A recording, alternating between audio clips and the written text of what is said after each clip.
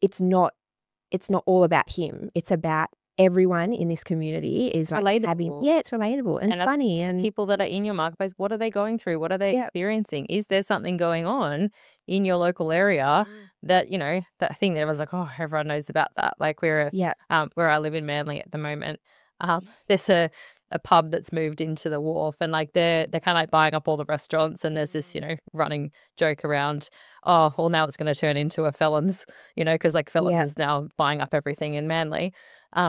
And so, like, you know, that would be quite funny. Yeah. It's like that would be, you know, playing on something like that from a Absolutely. real estate angle, you know. Yeah.